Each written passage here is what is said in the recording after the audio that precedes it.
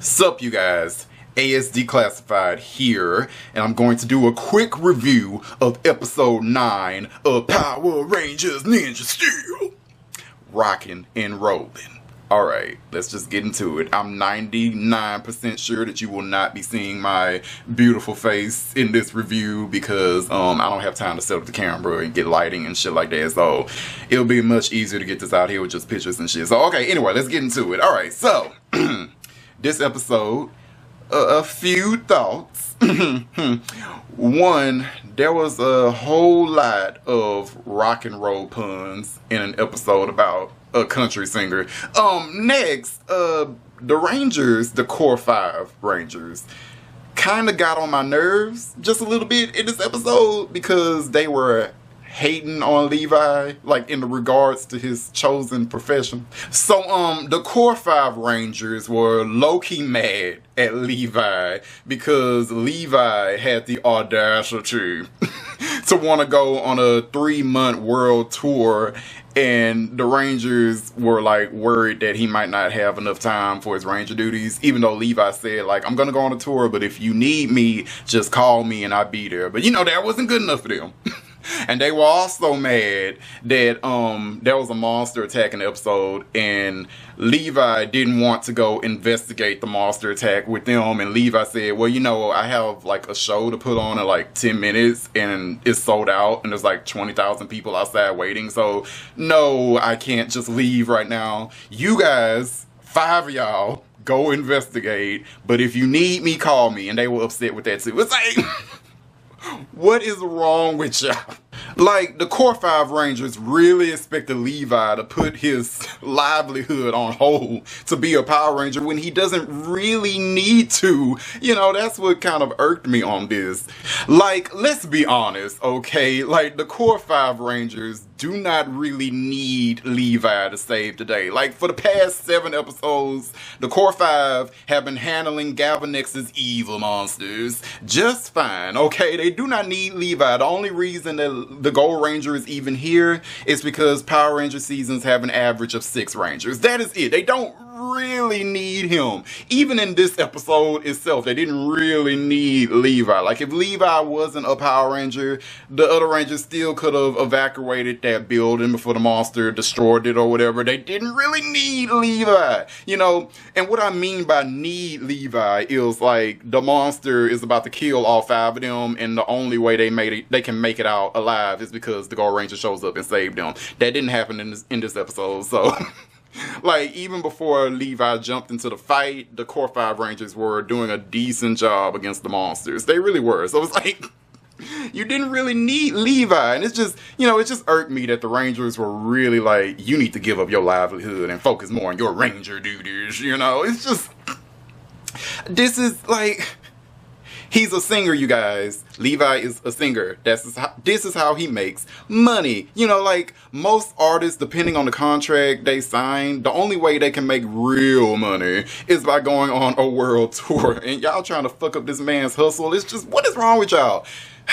But to be fair, I don't really have an issue with the Power Rangers, you know, being worried that, hey, you going on a world tour, that might interfere with Ranger duties and shit. I don't really have an issue with that. I have an issue that all 5 of them were like, all 5 of the Core Rangers were just in agreement with this. I think it would have been better for me if like Brody and one other Ranger was like, man, I don't know about this world tour business. But the other 3 were like, nah, man, Levi Weston can handle it. He can do both. Like, we'll call him if we need him. Like, I think that would have worked better for me, but whatever. Also, back to the villains. So, in this episode, they introduced, like, upgraded foot soldiers, and the Rangers were fighting them, and like, oh man, these new foot soldiers are tough. They say this as they bulldoze through these foot soldiers with ease. Like, there was no struggle at all. Joy. Anyway, okay, back to Levi though. So Levi, at the end of this episode, he actually decided on his own that he was going to put his world tour on, he was going to postpone it, put it on hold, which I am okay with. I'm okay with Levi coming to that conclusion on his own. You know, it's because it kind of reminded me of Zio when Tanya, she had a music career going, but she put it on hold to continue being a Power Ranger. even though that episode itself showed that the Rangers didn't really need Tanya to handle business. But whatever, she put it on hold. She made that sacrifice.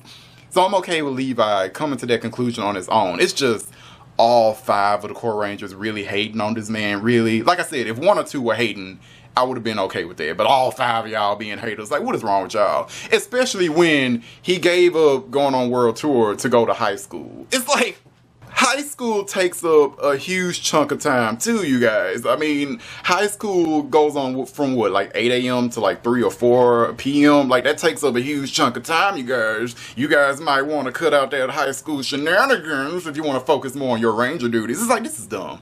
This is really dumb, but whatever. Levi Weston, huge music star, going to high school. Everybody gotta go to high school in Ninja Steel, my God.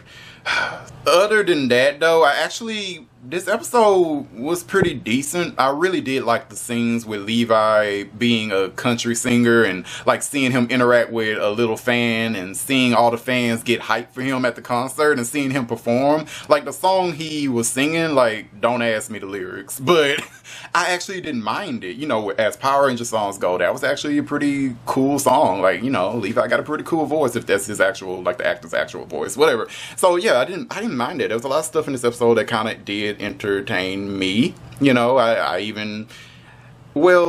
Victor and Monty, like, surprisingly, those characters do not bother me. Like, in all the shit in Ninja Steel I actually don't like, Victor and Monty isn't one of them. It's weird, to be honest. I can't explain that, but I don't mind Victor and Monty.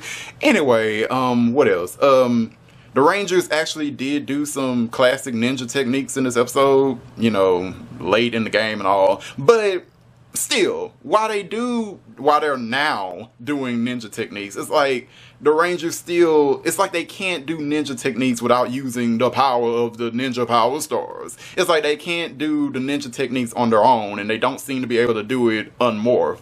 And that's lame. So, whatever. But yeah, other than that, like, this episode was okay. It was an average episode of Power Rangers. I'd give it a 3 out of 5, I guess. So, if you're watching this review, what did you think about this episode of Power Rangers Ninja Steel? You know, we knucking and bucking and ready to fight. I mean, rocking and rolling. What did y'all think of this episode? Did you like it? Did you hate it? Did you think it was meh? Let me know in a comment if you would be so kind. Alright, later guys. Jamatha.